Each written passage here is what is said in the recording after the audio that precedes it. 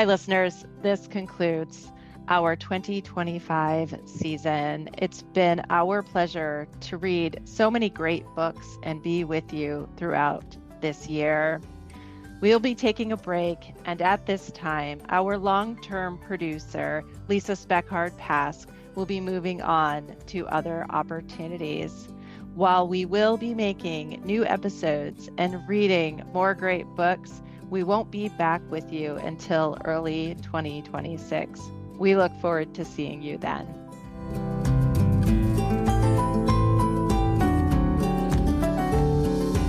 Welcome to the Read, Talk, Grow podcast, where we explore women's health topics through books. Today, we'll talk about breast cancer and exercise.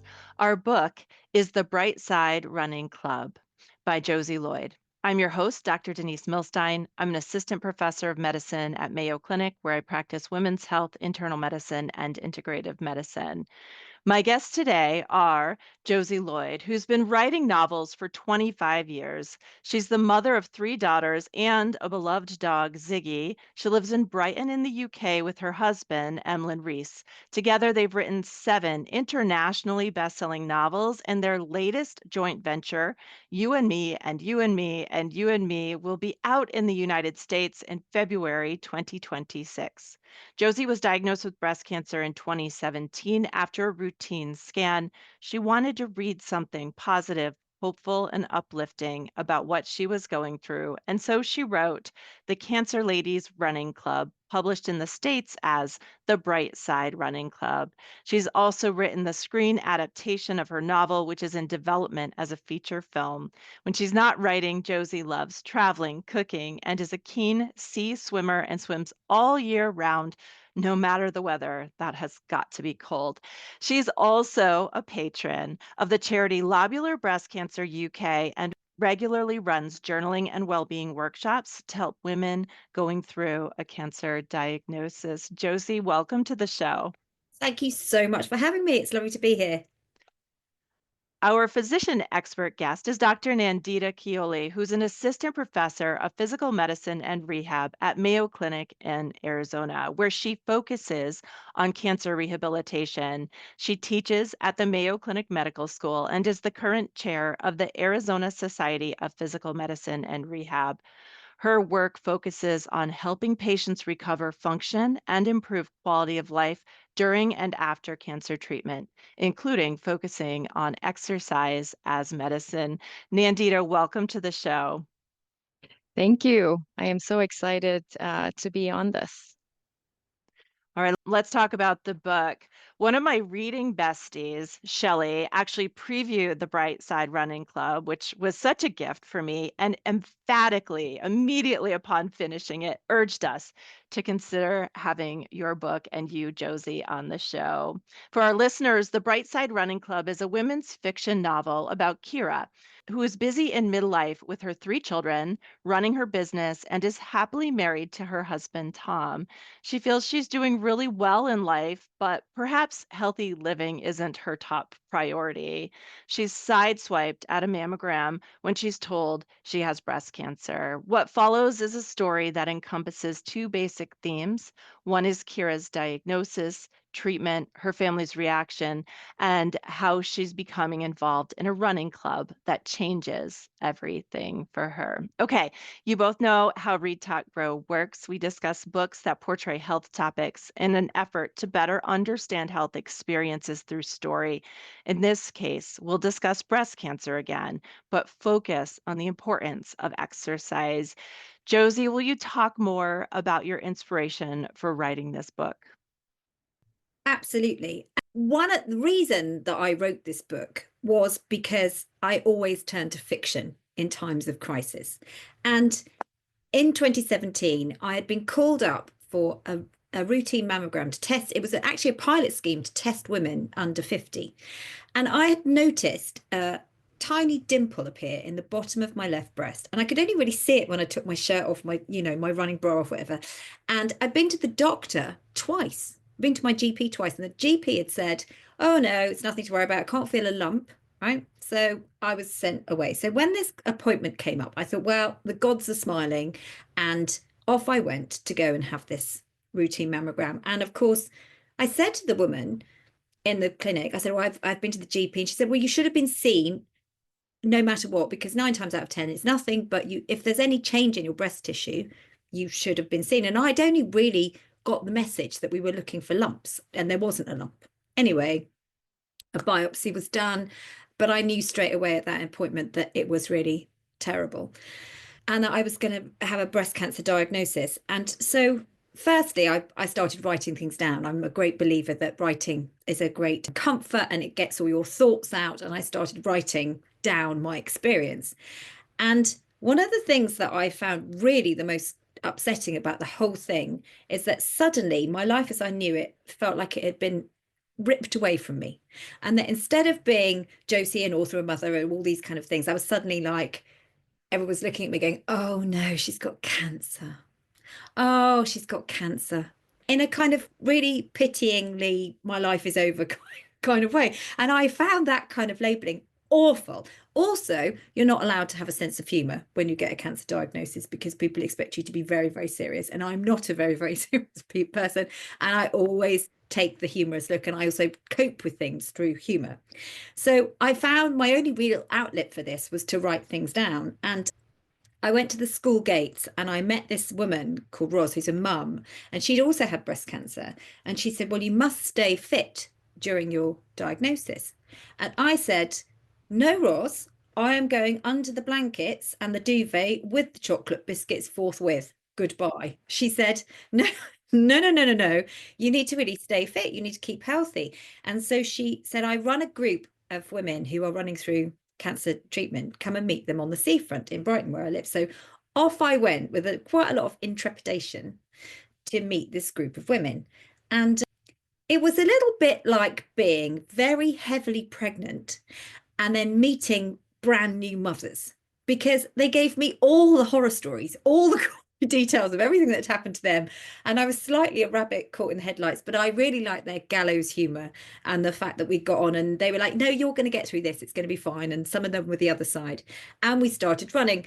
And I had been a runner, I've done a marathon before, but it didn't really sort of occur to me that when I was poorly, I should put my trainers on and go and run. But actually, a little bit of a run in the fresh air did my soul a lot of good, and my headspace a lot of good. So I came back and I carried on writing this journal of mine as I kind of get swept into the treatment, juggernaut that you find yourself on. And a couple of weeks later, I went down and there was a journalist from the local newspaper and they were there with all the growing and they said, oh, it's so good that you're running the Brighton Marathon 10K. And I said, what? What, Ross? Oh, she said, oh, didn't I tell you this was the training group for the Brighton Marathon 10K? I went, no, Ross, no, actually you didn't at all.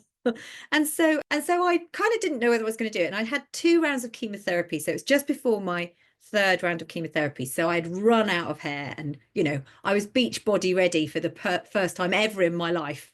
Smooth as a seal I was. But anyway, so I started running and in this race and very soon I was exhausted. I was really tired and I started running and I got really breathless and then I took off my cap and I got rid of my cap and I was running bored. And then this amazing thing happened. A woman came up to me. She tapped me on the shoulder and she said, I'm clear 5 years. Keep going. And then somebody else tapped me on the shoulder and said, I've been through what you've been through. Keep going. You're doing really well.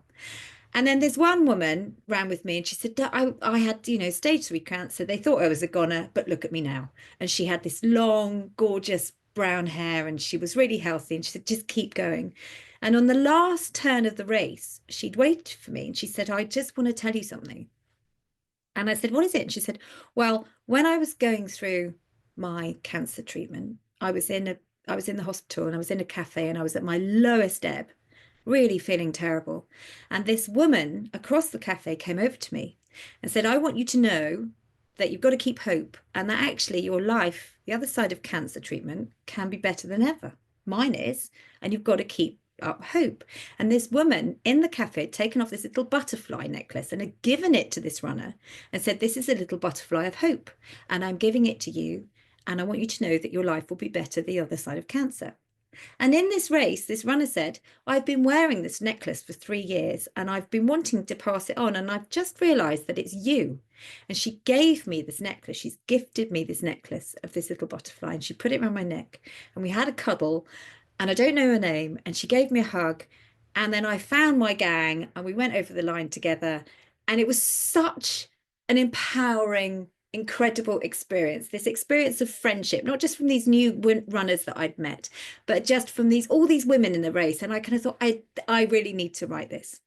So when I'd finished all my diagnosis and my treatment and I'd gone through it all, and I had quite a lot of copy left from this diary, I gave it to my agent, and she said, well, do you want to write a memoir? And I said, no, actually, what I want to write is a story that gives some hope, because actually in fiction and on television and in films, quite often, novelists or the screenwriters will bring out cancer as the big gun emotional scene. And we all know, we've all seen the films, we've all read the books with the mums dying with tubes up their nose. And I'm like, well, hang on a minute. 1 in 7 women in this country get breast cancer. There's many, many of them that, thanks to our great early detection systems and fabulous treatments, survive, but only survive, they thrive the other side. And where are the stories of those women?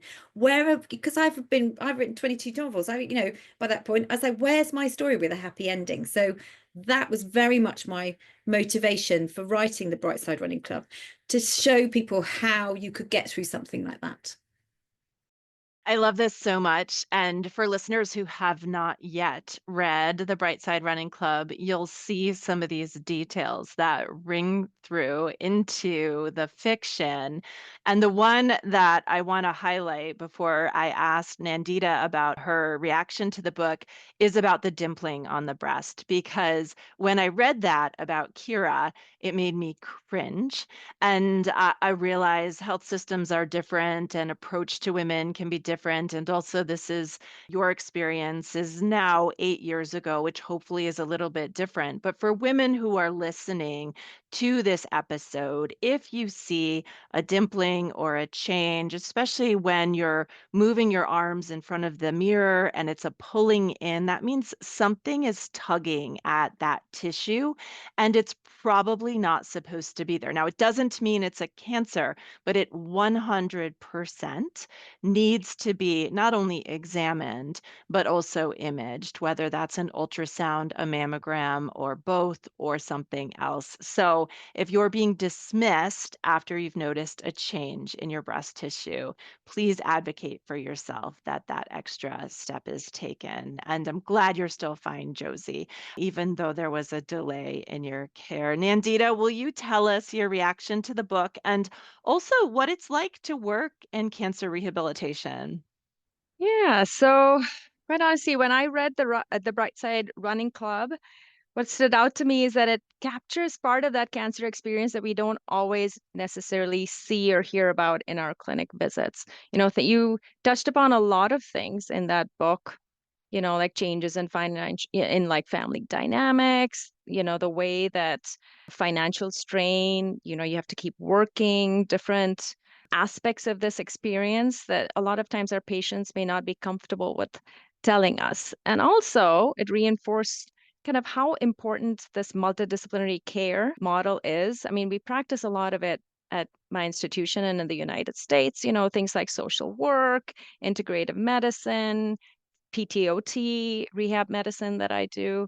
And this book really, your story, really captures why that's important, why it really matters. And then, of course, it was the running. That's something I enjoy. And it was not just about the exercise, like you pointed out. Of course, there's benefits of exercise. It reduces fatigue, improves mood, improves treatment tolerance. But then it was like you highlighted the community, the connection, the feeling like yourself again. I really liked that, how you covered all those things. I think that's so important that you find your tribe. I think one of the things that it's very difficult when you are going through something like a diagnosis for cancer treatment, it can be very isolating, because especially for women, they're holding it together for their families, for their colleagues, for their partners or husbands. It's really difficult because you have nowhere to turn. And I think it's really important, if you can, get to somewhere where you're going to have a community, it's vital to find people go in the same boat. Yeah.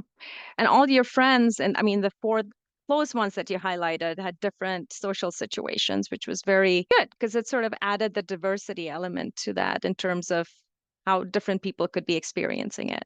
And then what it means to practice cancer rehabilitation. It's really meaningful because I get to meet patients when they're focused not just on surviving their cancer, but also figuring how to live through and beyond it.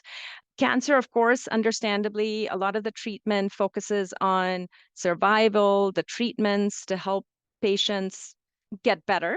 But a lot of times these treatments come with physical and functional side effects like neuropathy. I think you had some temporary ones that you mentioned, at least your character did. Fatigue, pain, weakness, difficulty with day-to-day functions and roles.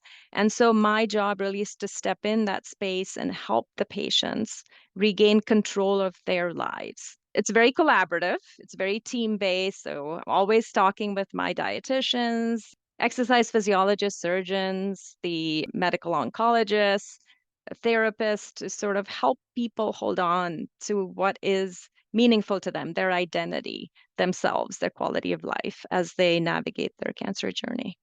What I really love about what you do, Nandita, is that sometimes we think of physical medicine and rehab, you go when something is wrong, right? You're having an issue with your shoulder and you go because something's wrong that you want to improve.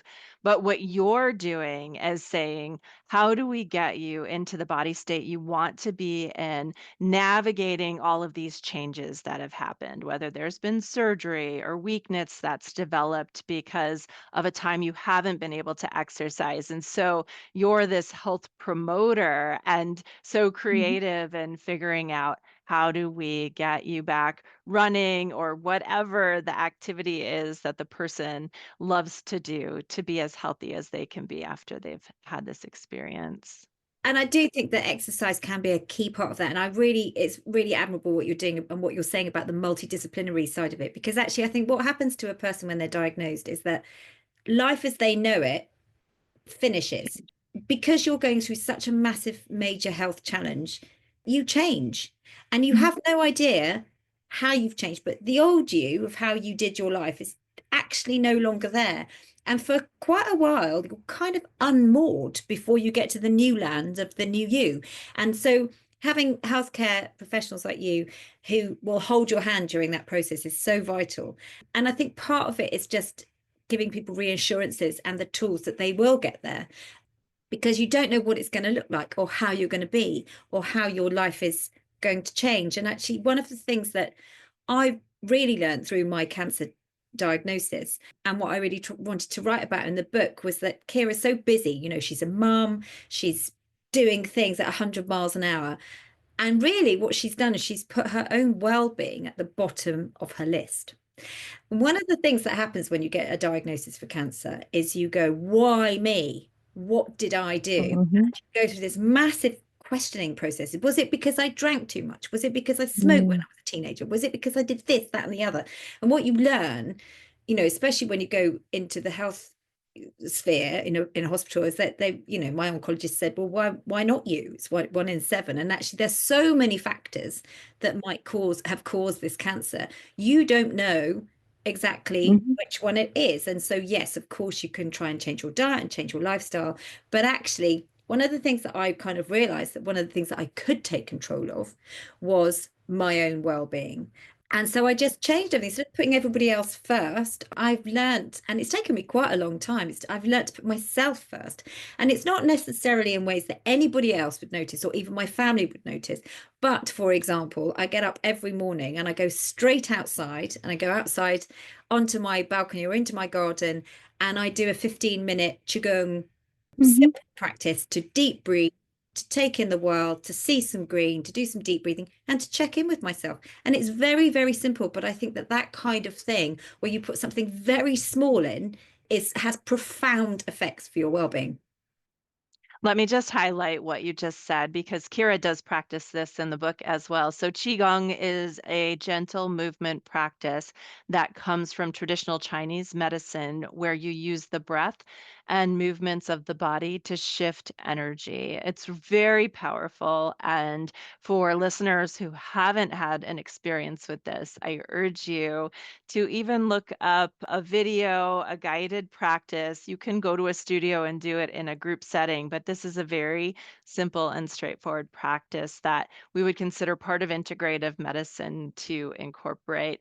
I want to jump into some of the details about Kira's experience. So, listeners will have heard that Josie's personal experience inspired the novel, but really focusing on the character who is Kira. So, Josie, when we first meet her, well, we first meet her at a party, but when we really first meet her, she's getting her breast imaging done. She's in a hurry. What basically she's just checking a box. She's like, I just need to get this done so that I can get to work. I'm late for a meeting.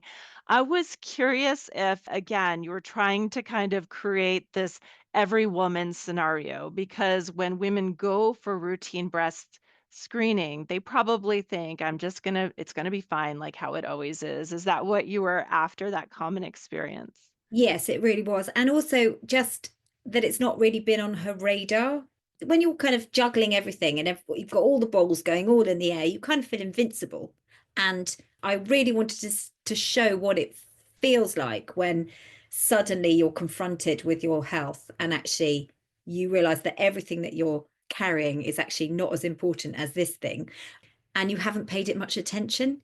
And I think but I also wanted to get across the kind of frustration quite often of being in a hospital when your time is, with the best will in the world, every time we walk through the door of a hospital, no matter how wonderful it is, one of the things that you leave at the door is your control over your own time, because you're in a hospital and people are doing things at their pace and they're doing their best, but you don't have any control.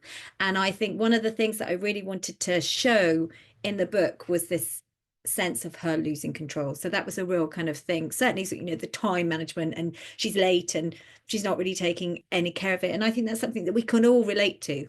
And again, it's about standing back and going, oh no, actually this is a little bit more important than I thought. Yeah, I really thought that was powerful. Hey listeners, we hope you're enjoying this episode of Read, Talk, Grow. If you find our discussions helpful and insightful, please take a moment to subscribe to and rate Read, Talk, Grow on your preferred podcast platform. And don't forget to tell your friends to listen. Your support will help us reach more readers and those eager to learn about health through books. As always, feel free to drop us a line at readtalkgrow@mayo.edu with suggestions for books, topics, or any comments. Thanks for listening. Nandita, while Kira's there, they need to do one more study, but there's going to be a break, so she has to wait. I love that she gets terrible hospital coffee, because it always is terrible coffee, isn't it? Well, not always, I guess. And she goes across the street and sits in a park, and she sees this woman who's running, who Kira describes as a terrible jogger who might as well be walking. The woman stops to rest nearby and tells Kira that she's a distance runner, or at least she used to be, which we later learn is because this is a very important character in the book, Tamsin, who's on her own cancer journey. What was your reaction to this depiction of Tamsin running and then talking to herself and telling herself, just keep at it, just keep at it? I just want to say there's a lot more judgment that goes on other than the fact that she was a terrible jogger and might as well be walking. And I think that's really good because she's kind of shown this gray area, right? Like it's a very relatable character. I really like that.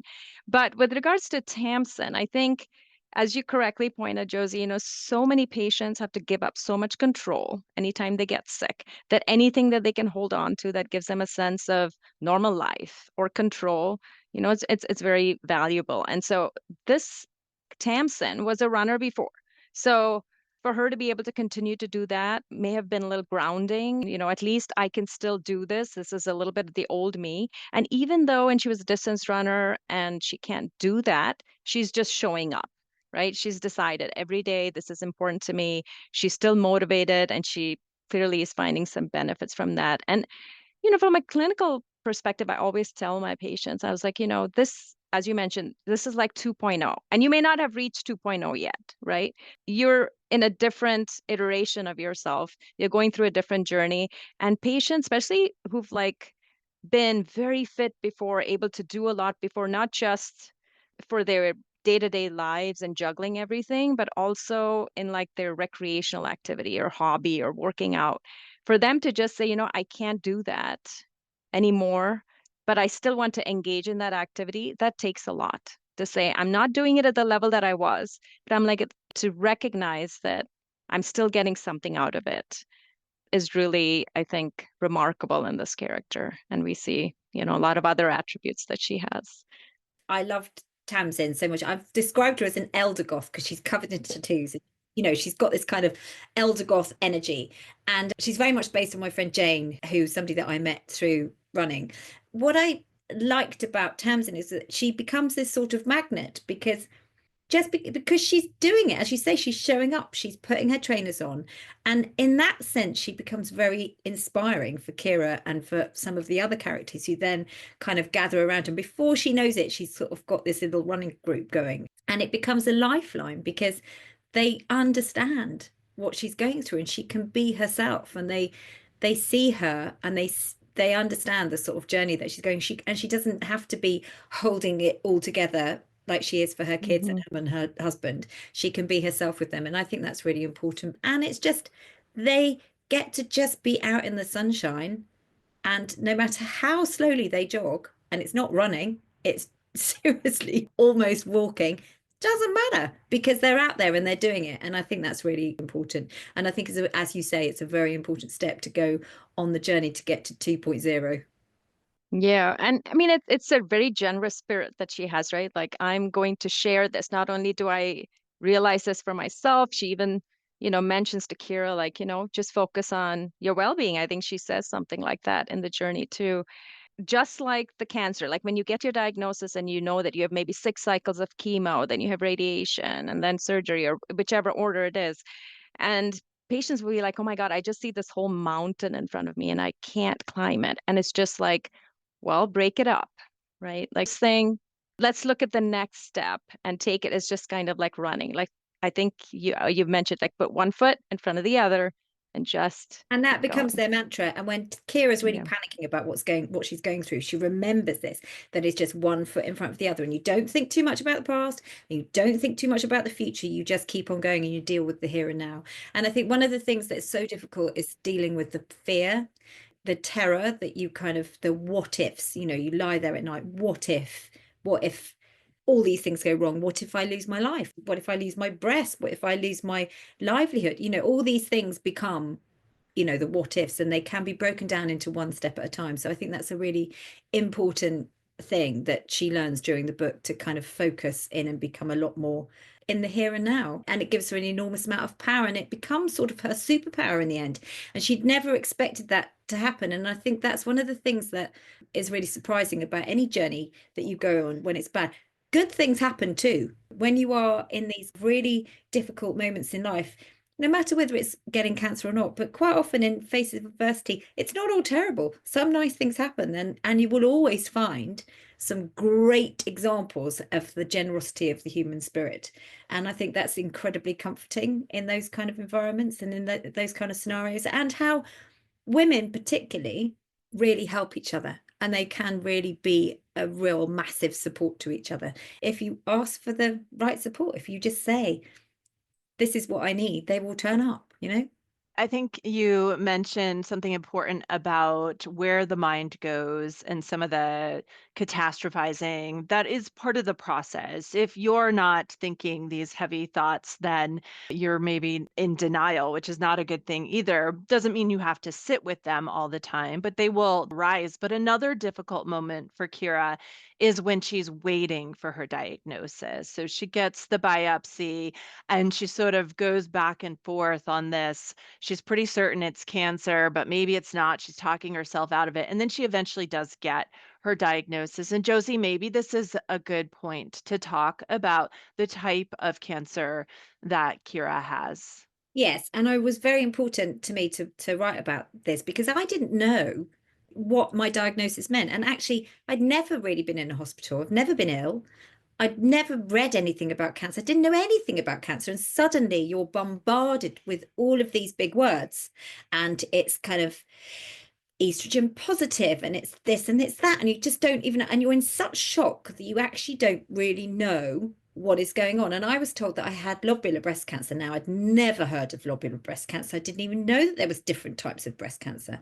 And then I subsequently learned that there's quite a few different types of breast cancer, but mainly there's ductal and lobular breast cancer grows in a different way. It grows in a kind of spidery way. And so it's actually, by the time it's diagnosed, it's quite often a lot bigger than people think. And then I was kind of looked into lobular breast cancer, and I realized that actually it behaves in quite a different way to quite a lot of other cancers. And so it's quite slow growing. It doesn't show up for a lot of women who have dense breast tissue, and it doesn't quite often, it gets missed on mammograms. And I think it's important to recognize that there are several different types of breast cancer. And to your point, they don't all behave the same way, and they aren't all detected in the same way, nor do they recur if they recur on the same timeline. So it's very important for you to know the type of breast cancer that you've had and make sure that you're working with a team that's familiar with that type of cancer and how it should be followed through time and how you should be monitored for any recurrence or new cancers. Because once women have had one breast cancer, they're at higher risk for a second breast cancer. We talked about types of cancer fairly extensively in episode number 68 with the book Maggie or a Man and a Woman Walk into a Bar. So listeners who are interested in this topic should go back and check out that episode as well. But thanks for highlighting lobular breast cancer, because it indeed, I think, is a trickier breast cancer, particularly since it's not the most common, which is the pathway and the recurrence risk that we often think of, but not all breast cancer behaves the same. Nandita, I want to talk about the running that Tamsin, Kira, and the ladies do throughout their treatment. Can you just make some comments about how incredible it is that they continue to run even while going through chemo, even while recovering from surgery, while they're on their medications? I just loved that it wasn't just, well, I'll get to that when I'm done with my active treatment, that it was literally all the way through. Yes, and in your book, at least some of them were not runners before, but it's important because I think the best way to get the community can encourage novice people to run. And I mentioned that there's some benefit to exercise. I do want to say that clinically, I will tell my patients that you have to pace yourself. You do need to do some energy conservation because the goal here, of course, is consistency, right? Maintaining and supporting recovery, maintaining your strength. You want to move, but not push so hard that you wipe yourself out for the next few days. But we've found that exercising during cancer has a lot of benefits. And for a long time, even in the States, it's been found, initially a lot of physicians used to say, rest during cancer, you want to, save this energy. But through different studies and over the years, they found that actually sarcopenia, which is loss of muscle mass and function, is actually detrimental. It can worsen treatment tolerance, can worsen recovery, cancer-related fatigue, which, I think you mentioned just being tired, not just physically, but also cognitively, like not being able to think, not being able to do so many tasks. Sometimes patients actually will quit their treatment because of this. And exercise has been found to be one of the most powerful tools. It's honestly one of the most powerful supportive tools we have in our toolbox that is really safe for patients and that patients can continue to engage in. So I think it's very important that in your book you highlight that. And also outdoor activities like the sunlight. Like there's lots of indirect benefits from that, like being out, talking to people, getting that psychological support, community support. So I think all of these things, help you with sleeping better, help your mood, not to say, your resilience, emotional resilience, reducing stress, like a lot of not just with treatment of this breast cancer, but in reducing recurrence, improving survival, not just breast cancer, but a lot of other cancers. So I think that was a very important message in this book, that you can do it, but listen to your body, which I think, yeah. I think they do. I mean, I think Kira does push herself a bit too far at one point, but I think what's so important is that message, as you say, about getting outside and getting some sunshine. And I kind of think, I don't know where, your weather is different in the States, but certainly where I am in Brighton, seasonally, it can be quite dark and gloomy here in the winter. And actually, I think if you're going through cancer treatment in the winter, you've got to get outside and get some sunshine. You've got to see that vitamin D on your skin because it's so important for your recovery. And I think it's humbling when you can't run like you want to run. But again, there is an enormous sense of achievement of saying, I'm going to go and I'm just going to run to that bin and I'm going to say congratulations to myself. And if I want to stop, I'm going to stop. But if I've got some juice in the tank, I'm going to go a little bit further. And I think that's how she learns to break it up, that, she does it little bit by little bit. And I think that's how she learns as well how to get through her cancer treatment, one step at a time. Yeah. I think that is absolutely important, that you listen to yourself, but you do push a little. And then depending on where you are, because a lot of times, in the beginning of your first treatment cycle, the first couple of days are bad. And then the next few days are a little bit better. And so, I think you can adjust some of what you can do that way too. And also whether you have energy more in the morning, more in the evening. So a lot of people can adjust their tasks that way. So, but I think it's important that you can do it during recovery too, and you don't have to push it to the end. I also think as well that it really helps a lot with her body image as well, because one of the things that she's so nervous about when she gets diagnosed is that she's going to lose her breast, and how is that going to be for her and her husband, and how is that going to affect herself as a woman, how's that going to make her feel. And I think a lot of women go through this kind of total identity crisis when they are faced with kind of losing a part of their body. But actually, as Tamsin says, well, if you're going to lose anything, a breast is fine because nobody's going to notice and you're still going to be able to run. So it does really alter her sense of body image. And also she kind of realizes that it doesn't matter that she's got wrinkles on her face or anything like that, because old age is the prize. She learns that, when you go through a really big health scare like this, you really learn that old age is the prize. And actually then that really lets you off the hook about aging and all the silliness that goes on around that. It's like, yes, please bring on my wrinkles. Yes, it makes you reevaluate your priorities in life. Yeah, absolutely. For sure. And I will say that a lot of times I also have patients that are like, oh, I don't want to see psychology. I have, my husband or my partner, and I want to talk to them about it. Now, I sort of remind them caregiver support is important. And I mean, it's good that you have this dynamic, but sometimes you need others, even if you in the community. It may be your running friends, it could be your friends in a different social club, whatever it is you enjoy.